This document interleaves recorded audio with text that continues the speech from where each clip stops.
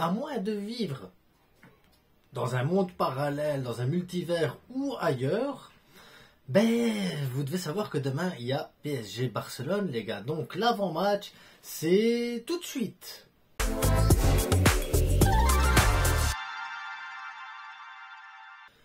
Ouh, on est chaud, les gars, on est chaud. Donc, ce soir, il y aura un débrief en live, donc en direct. Je vais faire le débrief en direct du Real Madrid contre City. Voilà, pour ceux que ça intéresse. Faites-vous plaisir, venez en commentaire pour commenter le débrief.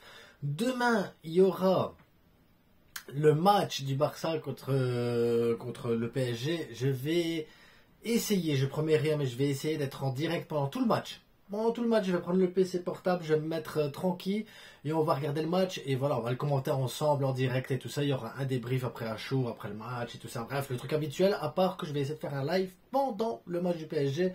Les réactions en direct, on va voir, parce que la pression est tellement forte qu'à mon avis, ça va être explosif. Voilà, vous allez voir ce que c'est que de regarder un match du Barça avec moi, les gars. En attendant, mon 11, les gars, parce que c'est ça la question, c'est quel 11 mettre pour demain. Je vais pas vous parler de 36 tactiques, ça va être un 11 intensif, les gars. Je veux du physique, je veux de l'intensité, je veux du pressing, je veux qu'on puisse défendre, partir en contre, attaquer. Donc de la verticalité pour demain, c'est simple, c'est efficace. On va essayer.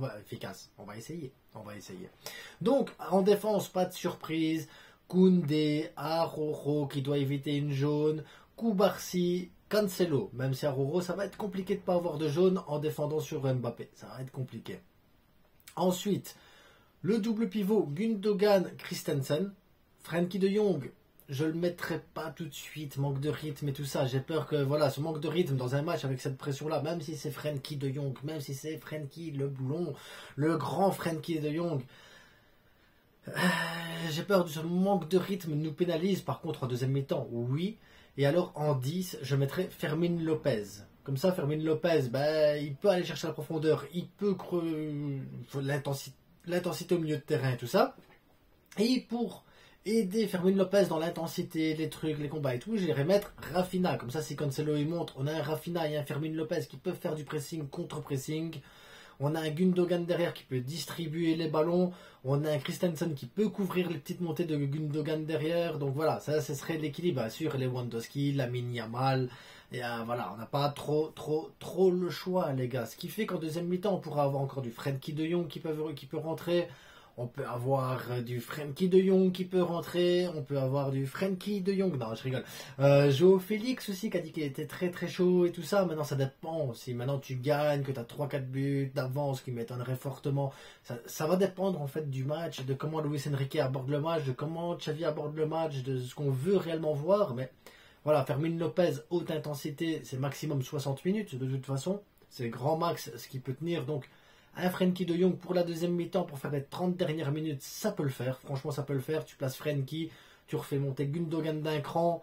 Gundogan, il sera chaud, ça va être bien pour lui. De l'autre côté, Rafinha, tu le sors, tu mets Joao Félix, la créativité, le jeu court. Comme ça, Félix n'est pas tout seul. Il aura Cancelo, il aura Gundogan. Ça peut être bien à ses côtés. D'un autre côté, tu as aussi sur le banc Victor Roque, je pense que Ferran Torres est de retour aussi. Sergi Roberto, les gars, Sergi Roberto, que je rêve de le voir marquer le but à la fin du match pour qu'il reprenne Luis Enrique dans ses bras. Donc voilà, un match qui va être très compliqué. Il va falloir gérer les cartons jaunes, il va falloir gérer le match, il va falloir éviter de prendre des buts, il va falloir gérer Dembélé, il va falloir gérer Mbappé. Ça va être où le PSG va essayer d'avoir le ballon, ou le Barça va essayer d'avoir le ballon. Je sais pas, franchement, je sais pas. C'est extrêmement compliqué comme match. Ça va être dur à pronostiquer. Quoi qu'il arrive, ça va être un combat, ça va être une bataille, ça va être dur, ça va être intense. C'est pour ça que je vous dis, je vais faire le live à mon avis. Voilà, je vais me poser tranquille avant le match, je vais être bien. Et là, le live, il va débuter direct au coup d'envoi. Et on va profiter, les gars, peut-être 5 minutes avant, comme ça on discute entre nous. Mais je pense qu'on va se faire un petit live pendant le match. On pourra checker les réactions de chacun, comment on ressent le match. Enfin, il y a tellement de choses à faire, les gars, tellement de choses. Donc, on va vivre l'un de mes rares lives en direct. Mais là, ça vaut le coup. Je pense que ça vaut le coup. Et si ça vous plaît, ce modèle-là de live ainsi, je le referai pour le match retour. Et je le referai pas pour le Classico. Parce que là, on verra. On verra pour le Classico. On n'y est pas encore. En attendant, abonnez-vous, likez, partagez.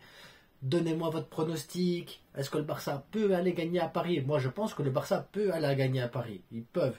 Comme on peut ridiculiser Paris, comme Paris peut nous ridiculiser aussi. À nous d'être sérieux, ne pas laisser trop d'espace dans le dos, être au contact, empêcher la distribution des ballons. Les défenseurs de Paris ont plus de mal à sortir les ballons.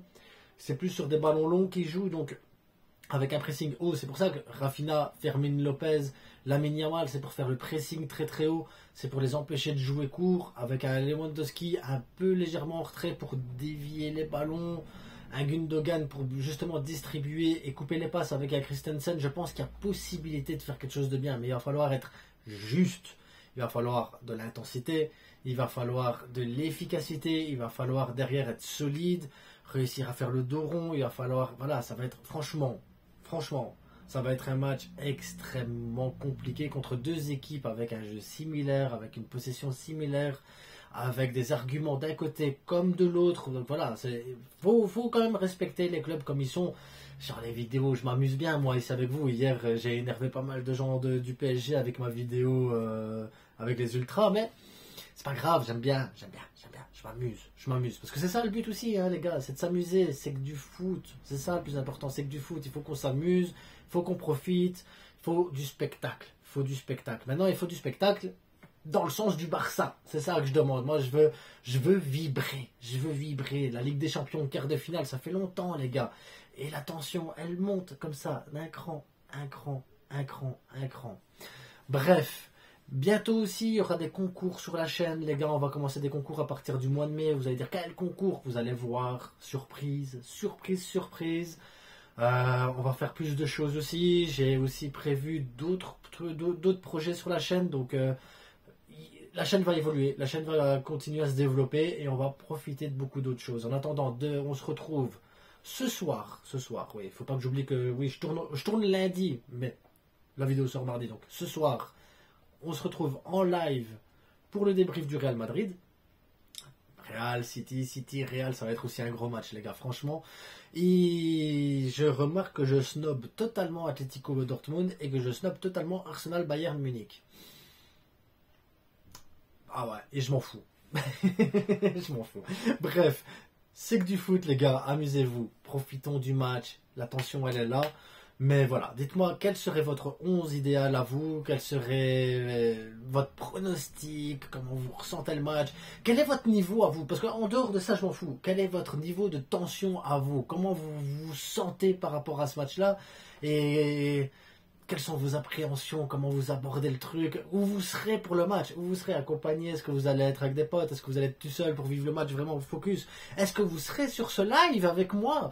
Voilà, dites-le moi en commentaire. En attendant, les gars, à ce soir et profitons. La Ligue des Champions est de retour, les gars. Ça fait